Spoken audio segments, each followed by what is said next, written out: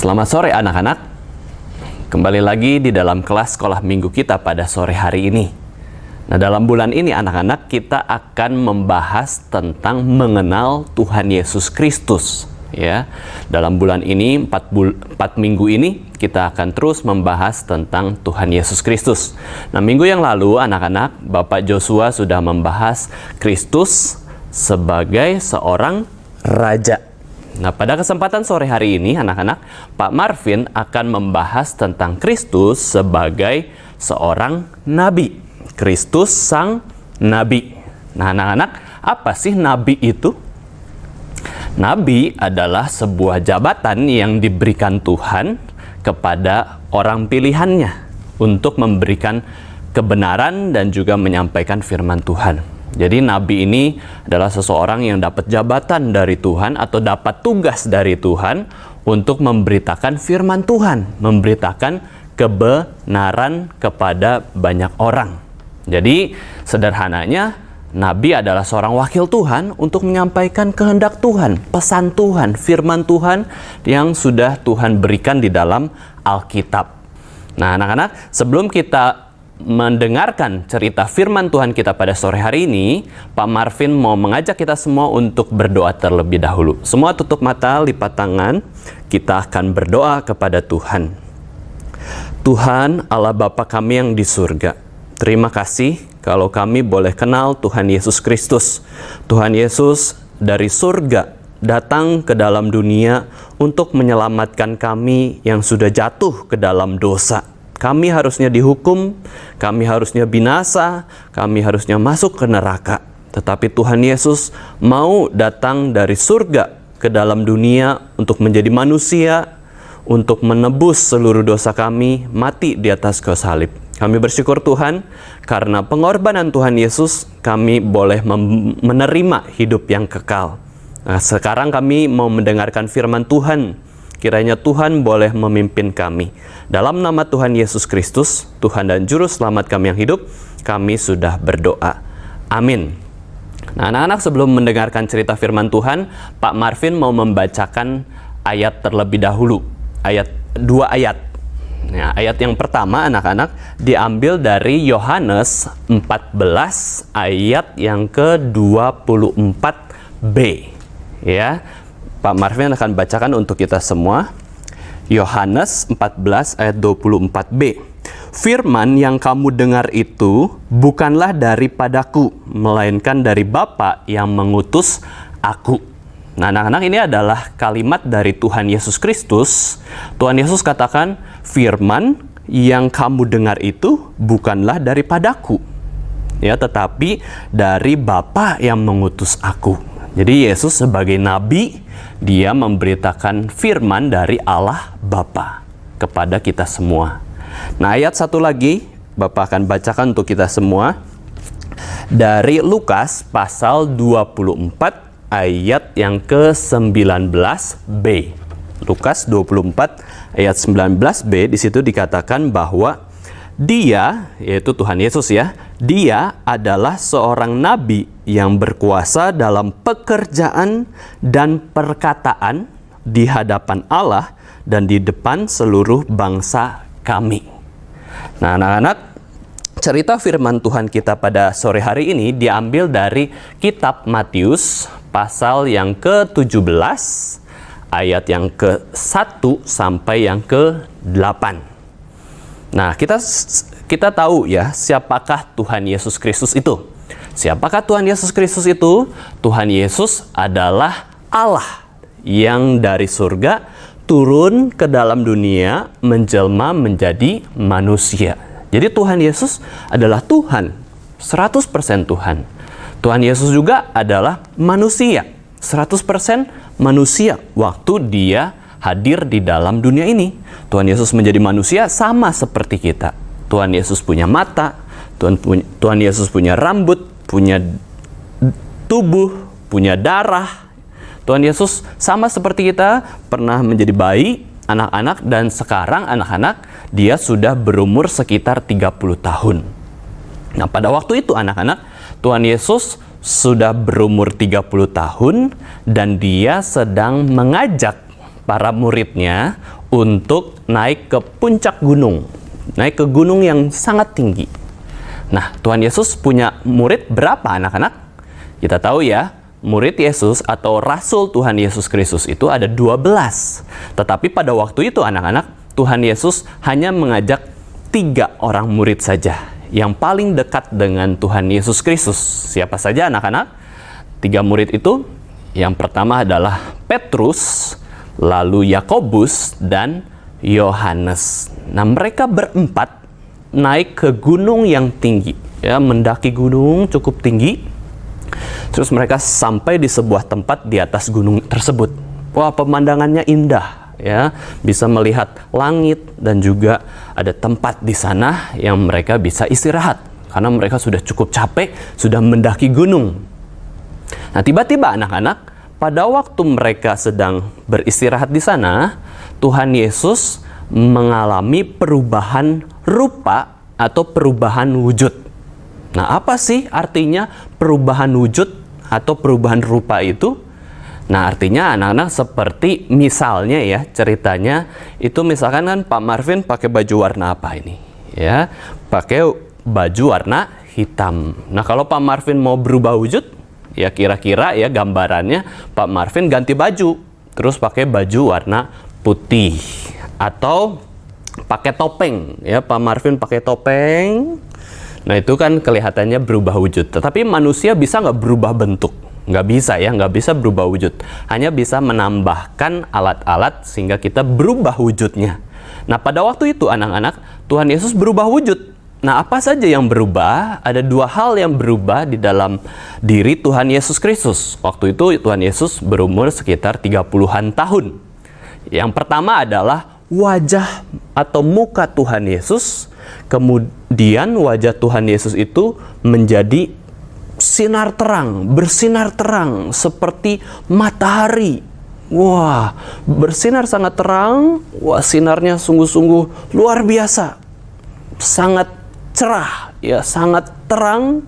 Dan pada waktu itu para murid melihat muka Tuhan Yesus sangat tidak bisa melihat, ya. Mereka menutup mata mereka dan karena muka Yesus bersinar seperti matahari. Lalu yang kedua anak-anak, apa yang berubah dalam diri Tuhan Yesus? Yang berubah adalah bajunya Tuhan Yesus Kristus. Ya, jubahnya menjadi bersinar juga, berwarna putih, bersinar terang seperti lampu. Ya, lampu. Jadi muka Tuhan Yesus bersinar terang, lalu baju Tuhan Yesus juga bersinar terang. Wah, jadi semua orang yang di sana, Petrus, Yakobus, Yohanes, tidak bisa melihat Yesus Kristus. Mereka tutup mata, mereka tidak bisa melihat Yesus dengan jelas karena terlalu silau, terlalu terang. Nah, anak-anak, akhirnya setelah itu kemudian mereka mulai memperhatikan. Setelah mereka bisa melihat kembali, oh ternyata waktu dilihat kembali Tuhan Yesus itu mereka lihat ada 2 orang lain selain Tuhan Yesus Kristus. Dan di sana mereka tahu, oh itu adalah Nabi Musa. Nabi Musa yang aku hormati, yang kami pelajari di Perjanjian Lama. Terus ada 1 orang lagi anak-anak yang bernama Nabi Elia. Ini juga adalah nabi yang hebat, nabi yang sudah dipelajari oleh Petrus, Yakobus, dan Yohanes di Perjanjian Lama. Wah, mereka sangat kagum. Ada Nabi Musa, ada Tuhan Yesus, ada Nabi Elia di situ. Wah, mereka sangat senang karena mereka sedang bertemu dengan orang yang hebat, orang yang dipakai Tuhan, orang yang diutus Tuhan melakukan berbagai hal yang besar, yang hebat. Nah, anak-anak, kemudian anak-anak, Petrus memberanikan diri untuk bicara kepada Tuhan Yesus. Nah, padahal anak-anak, Tuhan Yesus sedang ngobrol sama Nabi Musa dan Nabi Elia. Jadi Tuhan Yesus sedang ngobrol, terus Nabi Musa dan Nabi Elia juga sedang ngobrol sama Tuhan Yesus sambil menghormati Tuhan Yesus. Nah, tapi Petrus tidak tahan karena sukacitanya. Akhirnya Petrus bertanya kepada Tuhan Yesus Kristus, dan dia bicara anak-anak, Tuhan Yesus, kami sangat berbahagia sekali bisa melihat ada Nabi Musa, ada Tuhan Yesus, dan juga Nabi Elia. Kalau boleh, kalau engkau mau Tuhan Yesus Kristus, bolehkah kami buat kemah untuk kalian bertiga? Satu kemah untuk Nabi Musa, satu kemah untuk Tuhan Yesus, satu kemah lagi untuk Nabi Elia. Supaya kalian bertiga bisa lebih lama lagi di tempat ini, kalian juga bisa diam di tempat ini, bisa beristirahat di kemah tersebut. Nah, anak-anak, nah kenapa Rasul Petrus, Rasul Yakobus, dan Rasul Yohanes itu begitu senang, anak-anak, pada waktu itu? Nah, tadi Pak Marvin sudah jelaskan sedikit bahwa karena mereka itu melihat tokoh atau orang-orang yang sangat mereka kagumi, yang sangat mereka hormati. Nah, sebelum kita lanjut cerita itu, anak-anak, Pak Marvin mau jelaskan dulu siapakah Nabi Musa dan siapakah Nabi Elia terlebih dahulu. Nah, pertama-tama, siapakah Nabi Musa itu, anak-anak? Ya, mungkin di antara kalian sudah ada yang tahu siapakah Nabi Musa itu. Tapi Nabi Musa ini ada dikisahkan di kitab Keluaran. Ya, kitab Perjanjian Lama di kitab Keluaran, ya. Di kitab Keluaran. Nah, Nabi Musa ini adalah seorang nabi yang sangat hebat sekali, anak-anak. Dia dipanggil Tuhan untuk menjadi nabi itu umur 80 tahun ketika dia sedang menggembalakan domba. Kemudian dia sedang gembalakan domba, ya, banyak domba-domba. Kemudian dia menggembalakannya di atas gunung. Nah, di gunung itu, anak-anak, ada Musa melihat semak belukar atau tumbuhan yang terbakar dengan api. Wah, terbakar api. Tapi anak-anak, tumbuhan itu tidak hilang, tidak hangus. Harusnya kan kalau tumbuhan terbakar api itu daunnya menjadi hitam, bahkan sudah menjadi abu, hilang. Tapi tumbuhan itu tidak terbakar.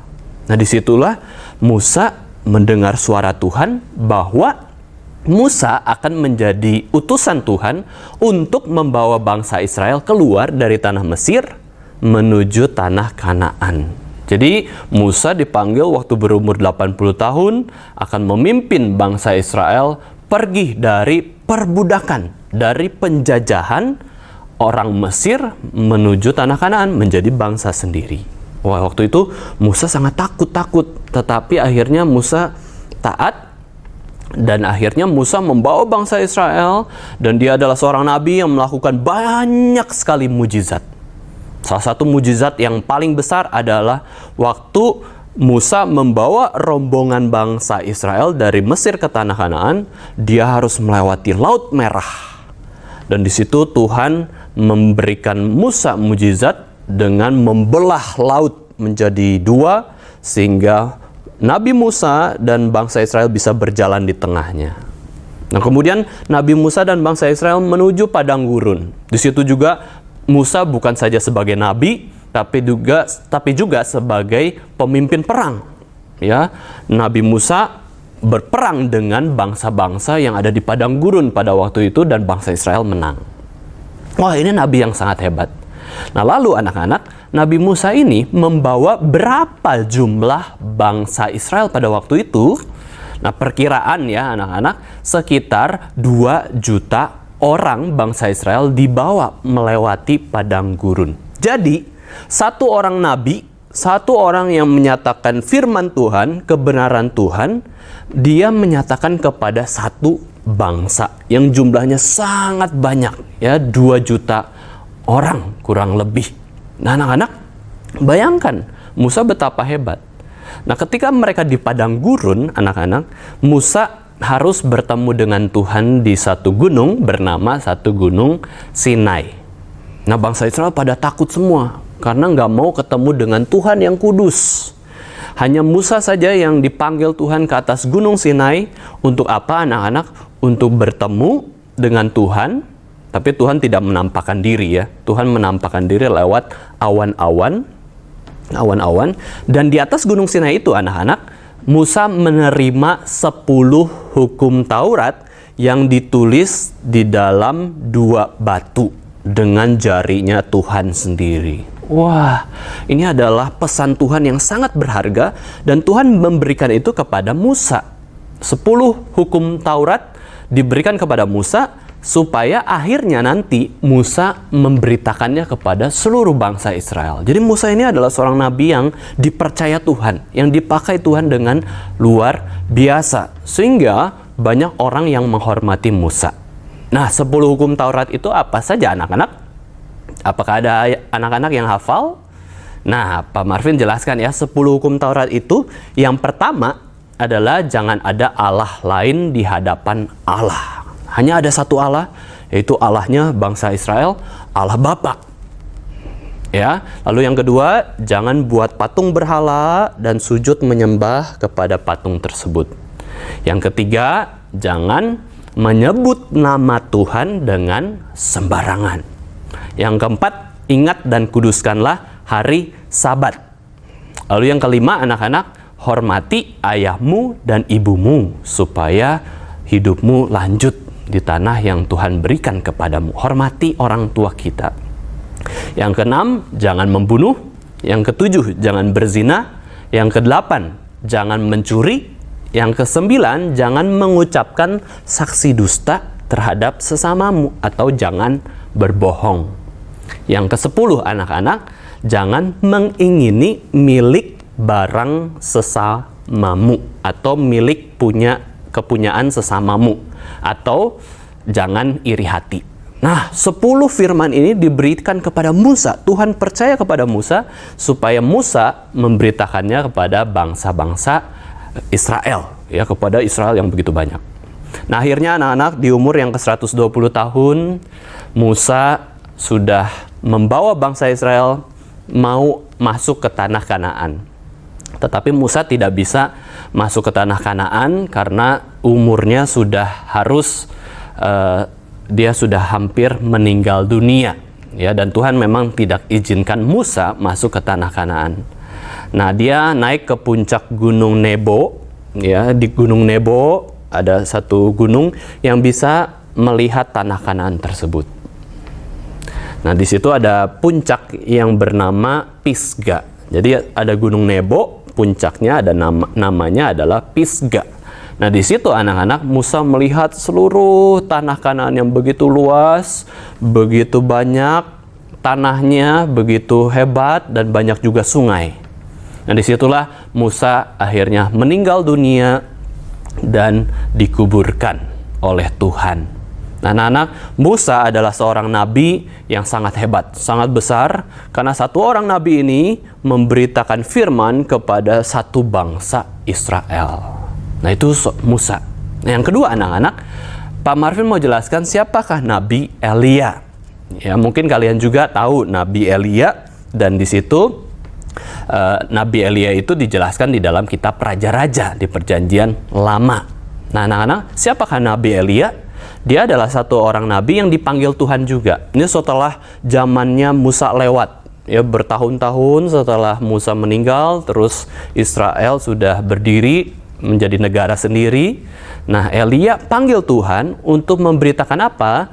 Untuk memberitakan pertobatan. Ayo bertobat, ya, jangan berdosa lagi. Kenapa, anak-anak? Karena bangsa Israel pada waktu itu sudah menyembah berhala, sudah menyembah patung-patung Baal. Jadi mereka bangsa Israel sudah melanggar hukum Taurat. Wah, Nabi Elia katakan tidak ada Tuhan yang lain selain Tuhan Israel, selain Allah. Patung-patung Baal itu bukan Tuhan. Kamu nggak boleh menyembah kepadanya. Dan Nabi Elia juga mengatakan kepada rajanya Israel. Wah, tentu kalau orang ditegur dosanya kan suka marah. Oh, Raja Israel dan bangsa Israel nggak suka sama Nabi Elia. Akhirnya Nabi Elia mau dikejar, mau ditangkap, mau dimasukkan ke penjara. Kemudian Nabi Elia ini kabur, ya, bersembunyi. Dan di satu kota bernama kota Sarfat, anak-anak, di situ Nabi Elia menolong dan melakukan mujizat di sana. Ada seorang ibu dan seorang anak. Nah, ibu di Sarfat ini sudah tidak punya suami. Mungkin suaminya sudah meninggal. Jadi hanya ibu ini dan seorang anak, dan mereka sangat miskin. Nah, Nabi Elia menolong ibu tersebut dan anak tersebut supaya ibu ini bisa tetap makan dan minum, bisa tetap hidup. Nah, suatu hari anak-anak, Nabi Elia di sana, di Sarfat, melihat bahwa anak ibu itu meninggal dunia. Wah, mati. Wah, ibu ini sangat sedih sekali. Anakku mati. Tetapi di situ anak-anak, Nabi Elia yang dipakai Tuhan ini, Nabi Elia yang hebat ini, melakukan satu mujizat, yaitu membangkitkan anak ibu ini yang sudah mati menjadi hidup kembali dengan berdoa kepada Tuhan. Wih, luar biasa. Ya, Nabi Elia adalah nabi yang besar juga. Nah, kemudian anak-anak, setelah berjalannya waktu, Nabi Elia juga sempat menghadapi 450 nabi Baal. Jadi nabi yang berlawanan dengan Nabi Elia. Nah, Nabi Baal ini adalah nabi yang diminta Raja Ahab pada waktu itu untuk bertanding dengan Nabi Elia. Siapakah Tuhan yang benar? Tuhannya Israel, Allahnya Elia, atau dewa-dewa Baal. Nah, mereka akhirnya bertarung, dan di situ juga di Gunung Karmel, anak-anak, di Gunung Karmel mereka melakukan pertandingan. Nah, barang siapa bisa menurunkan api dari langit, nah di situ itu adalah Allah yang benar. Nah, kemudian nabi-nabi Baal ini, ya, nabi-nabi penyembah dewa Baal ini melakukan sebuah doa, ritual, dan juga usaha teriak-teriak supaya api turun dari langit dan membakar sapi atau korban yang sudah disediakan di atas gunung tersebut. Wah, nabi-nabi Baal berjumlah banyak, mereka teriak-teriak, "Ya dewa Baal, tolong keluarkan api dari langit, membakar sapi ini, membakar korban bakaran ini. Tolong!" Wah, mereka teriak-teriak, mereka sampai menggores-gores tubuh mereka, mereka keringetan, mereka berdoa terus. Wah, sudah berjam-jam berdoa, tapi tidak turun api dari langit. Mereka kecapean, ya. Sudah capek, sudah berdoa, sudah teriak, tapi tidak ada api turun. Nah, kemudian giliran Nabi Elia, anak-anak, untuk berdoa kepada Tuhan. Dan akhirnya Nabi Elia berdoa kepada Tuhan, "Tuhan Allah pencipta langit dan bumi, Allah yang maha kuasa, kiranya Tuhan kirimkan api dari langit dan membakar korban bakaran ini, sapi ini, supaya bangsa Israel tahu bahwa Engkau adalah Allah yang sejati, supaya bangsa Israel bertobat, supaya bangsa Israel tidak menyembah dewa Baal lagi." Dan langsung anak-anak, dari langit turunlah api yang membakar korban sapi tersebut. Jus. Wah. Dan akhirnya bangsa Israel bisa mengetahui bahwa Allahnya Elia itu, Allah Israel adalah Allah yang benar. Dan Nabi Elia akhirnya mengalahkan semua nabi-nabi Baal itu. Nah, anak-anak, kemudian terakhir kehidupannya Nabi Elia ini punya satu murid, namanya adalah Nabi Elisa. Nabi Elia dan Nabi Elisa, mirip ya, nama dua nabi ini. Nah, ketika mereka sedang berjalan-jalan sambil ngobrol, anak-anak, Nabi Elia dan Nabi Elisa, tiba-tiba ada kereta api dengan kuda berapi itu lewat di tengah-tengah mereka. Wah, sampai memisahkan mereka, anak-anak. Nabi Elia di sini, Nabi Elisa di sana. Wah, kaget mereka. Dan kemudian anak-anak, apa yang terjadi? Yang terjadi adalah ada angin badai, angin seperti itu ya, angin yang sangat besar sekali, membawa Nabi Elia ke surga. Wah, tiba-tiba Nabi Elia diangkat ke surga dan sudah tidak ada lagi di bumi ini. Wah, Nabi Elisa ketika melihat itu sangat kaget. Wah, Nabi Elia kemana? Oh, ternyata Nabi Elia sudah dipanggil Tuhan naik ke surga. Wah, ini adalah Nabi Elia ini sungguh-sungguh nabi yang hebat. Jadi anak-anak, dari cerita ini kita bisa melihat bahwa dua nabi ini, Nabi Musa dan Nabi Elia, adalah nabi yang betul-betul hebat. Nabi besar, nabi yang dipakai Tuhan dengan luar biasa untuk memberitakan firman Tuhan dan menyatakan isi hati Tuhan. Nah, lanjut lagi ya ke cerita di mana Tuhan Yesus bersama dengan 3 orang murid, Petrus, Yakobus, dan Yohanes. Nah kan Petrus, Yakobus, Yohanes sangat senang tuh ketika bisa lihat Nabi Musa hebat, Nabi Elia hebat, Tuhan Yesus juga adalah orang yang hebat. Ya, dia adalah Nabi, dia adalah Tuhan Yesus Kristus. Wah, mereka sangat senang sehingga Petrus menawarkan, bisa nggak kami buat kemah untuk kalian bertiga? Nah, tapi waktu itu anak-anak, setelah Petrus ngomong tersebut, bertanya tersebut, ada awan tiba-tiba dari atas mendekati mereka. Wah, mereka takut. Lalu dari awan tersebut ada suara. Inilah anakku yang kukasihi, kepadanyalah aku berkenan. Dengarkanlah dia. Wah, anak-anak, itu suaranya siapa? Itu adalah suaranya Allah Bapa. Lagi ngomong ke siapa? Lagi ngomong ke mereka semua, ke para murid. Inilah anakku yang kukasihi. Maksudnya anakku ini siapa? Anakku ini adalah Tuhan Yesus Kristus. Jadi dari awan itu ada suara Allah Bapa yang mengatakan, Tuhan Yesus ini anakku yang kukasihi. Kepadanyalah aku senang. Kepadanyalah aku berkenan. Terus Allah Bapa perintahkan kepada para murid, dengarkanlah Tuhan Yesus. Kenapa harus dengerin Tuhan Yesus? Karena Tuhan Yesus adalah seorang nabi, seorang pemberita firman Tuhan. Wah, mereka sangat takut sekali karena ada suara Allah Bapa yang begitu kudus.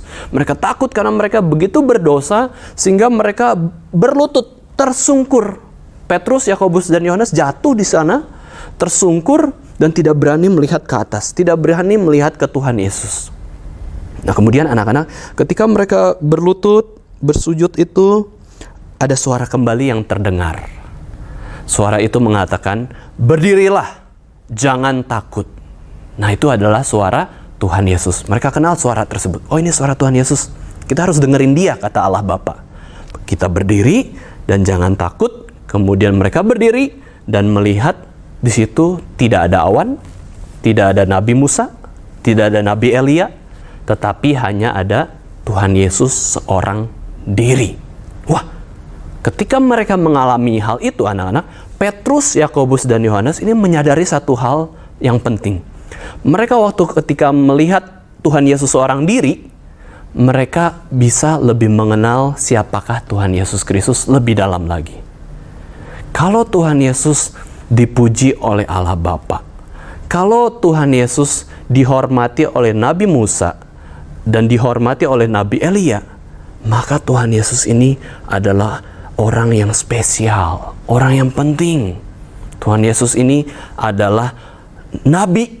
Tuhan Yesus adalah Tuhan. Tuhan Yesus adalah Nabi di atas segala Nabi. Ya, Kristus adalah Nabi di atas segala Nabi, anak-anak. Tuhan Yesus lebih tinggi, lebih hebat dari Nabi Musa. Tuhan Yesus lebih tinggi, lebih hebat dari Nabi Elia. Nah, siapakah Tuhan Yesus itu, anak-anak? Tuhan Yesus itu Tuhan yang dari surga datang ke dunia, menjelma menjadi manusia. Dan setelah Yesus melakukan pekerjaannya, setelah Yesus mati di atas kayu salib, kemudian bangkit pada hari yang ketiga, Tuhan Yesus kemudian naik ke surga. Ya, naik ke surga dan tinggal di surga bersama dengan Allah Bapa. Nah, pada waktu itu anak-anak, Yesus naik ke surga juga. Seperti Nabi Elia. Nabi Elia tadi juga terangkat ke surga kan ya? Nah, Tuhan Yesus juga sama. Tuhan Yesus sudah ada di surga. Tapi anak-anak ada perbedaan. Kalau Nabi Elia itu naik ke surga itu untuk diselamatkan dan bertemu dengan Allah di surga. Tetapi kalau Tuhan Yesus naik ke surga bukan untuk diselamatkan. Karena Tuhan Yesus adalah pemberi keselamatan. Tuhan Yesus naik ke surga karena memang itu rumahnya, itu tempat tinggalnya, dan dia justru menyelesaikan tugas yang sudah direncanakan oleh Allah Bapa. Jadi Tuhan Yesus sudah menyelesaikan tugas keselamatan, maka dia nggak perlu lagi di dunia sebagai manusia. Tuhan Yesus ada di surga. Ya, jadi Tuhan Yesus ini kesimpulannya anak-anak, Tuhan Yesus betul-betul nabi. Ya, Tuhan Yesus adalah nabi di atas segala nabi. Tuhan Yesus itu lebih hebat dari nabi-nabi yang lain. Kalau Nabi Musa, Nabi Elia waktu melakukan mujizat atau Nabi Elia membangkitkan orang yang sudah mati, itu harus berdoa. Tapi Tuhan Yesus bisa dengan tidak berdoa. Tuhan Yesus pernah mengatakan ke angin ribut di Danau Galilea, "Diam, tenanglah." Was, angin tersebut tenang, danau tersebut tenang. Tuhan Yesus pernah katakan kepada Lazarus yang mati, untuk Lazarus, keluarlah dari kuburan, engkau bangkit. Dan begitu saja. Ya, Yesus sebagai nabi bisa melakukan mujizat tanpa berdoa karena dia adalah Tuhan. Ya, karena dia adalah nabi di atas segala nabi. Ya, dia adalah Tuhan dan seorang utusan Tuhan yang betul-betul luar biasa. Nah, anak-anak, itulah Tuhan Yesus Kristus. Tuhan Yesus dikenal dari perkataan dan pernyataan dirinya. Waktu Tuhan Yesus memberitakan firman, itu juga ada perbedaan dengan nabi-nabi yang lain. Kalau Nabi Musa, Nabi Elia, atau nabi-nabi yang lain, anak-anak, mereka memberitakan firman itu, memberitakan tentang Allah Bapa. Ya, memberitakan siapa? Tentang Tuhan Yesus juga. Tetapi kalau Tuhan Yesus memberitakan firman, dia beritakan atau jelasin firman tentang Allah Bapa, tapi dia juga mengatakan bahwa dia adalah Mesias. Yesus pernah katakan, "Akulah kebangkitan dan hidup." Yesus pernah katakan, "Akulah jalan, kebenaran, dan hidup." Yesus bukan hanya memberitakan tentang Allah Bapa, tetapi dia juga menyatakan tentang siapa dirinya. Dia adalah Tuhan sendiri yang memberitakan, yang memberikan firman Tuhan. Nah, jadi anak-anak, Tuhan Yesus betul-betul adalah seorang nabi di atas segala nabi. Yesus memberitakan firman dengan luar biasa. Nah, demikianlah juga kita anak-anak, sebagai orang-orang Kristen, kita memiliki tugas sebagai seorang nabi juga. Tugas nabi, ya. Kita bukan nabi. Nabi itu sudah tidak ada lagi jabatannya. Kita ini memiliki tugas sebagai nabi, yaitu kita memberitakan siapakah Tuhan Yesus Kristus kepada teman-teman kita. Kita juga mau menjelaskan tentang kebenaran Alkitab yang tebal sekali, ya, dari kitab Kejadian sampai Wahyu. Kita belajar lalu kita jelaskan kepada orang-orang di sekitar kita. Nah, pertanyaannya anak-anak, ya, kita sudah belum cerita tentang Tuhan Yesus kepada teman-teman kita? Tuhan Yesus itu Tuhan dan Juru Selamat. Ya, saya berdoa kepada Tuhan Yesus. Ayo kalian juga berdoa ke Tuhan Yesus. Nah, itu kita bisa ajak teman-teman kita. Nah, anak-anak, apakah juga kita sudah pernah atau sudah mengajak teman-teman kita itu pergi ke gereja? Ayo ikut sekolah minggu yuk, dengerin firman Tuhan, belajar mengenal Tuhan Yesus, belajar mengenal Allah. Itu pun adalah tugas kita sebagai orang Kristen. Nah, sudahkah kita memberitakan Tuhan Yesus ke orang-orang di sekitar kita, anak-anak? Nah, itu adalah tugas kita. Nah, kiranya anak-anak kita boleh terus menjadi saksi Tuhan Yesus. Kita boleh belajar firman Tuhan. Kita juga boleh mendoakan teman-teman kita yang belum percaya ke Tuhan Yesus supaya mereka percaya bahwa Yesus adalah Tuhan dan Juru Selamat. Kenapa kita mau memberitakan tentang Tuhan Yesus? Karena Tuhan Yesus juga sudah memberikan teladan bahwa Yesus adalah nabi di atas segala nabi. Kiranya Tuhan memberkati kita semua. Mari kita berdoa. Tuhan Allah Bapa kami yang di surga, kami mengucap syukur Tuhan karena kami boleh mendengarkan cerita firman Tuhan di sore hari ini, bahwa Kristus sang nabi. Tuhan Yesus adalah nabi di atas segala nabi, dan Tuhan Yesus juga sudah memberitakan firman Tuhan, menyatakan kehendak Tuhan, dan juga memberikan kami jalan untuk bisa ke surga, dan memberikan kami juga pengenalan tentang Allah Bapa. Kami bersyukur Tuhan untuk Tuhan Yesus yang boleh hidup dalam dunia, yang sudah memberitakan firman, mengajarkan firman. Dan kiranya kami boleh mengikuti teladan Tuhan Yesus Kristus. Kami juga bisa mengingat bahwa mulut kami ini kami mau persembahkan kepada Tuhan untuk memberitakan firman Tuhan, untuk menceritakan tentang Tuhan Yesus kepada orang-orang teman-teman yang belum mendengar Tuhan Yesus Kristus. Terima kasih Tuhan untuk kebaikan Tuhan.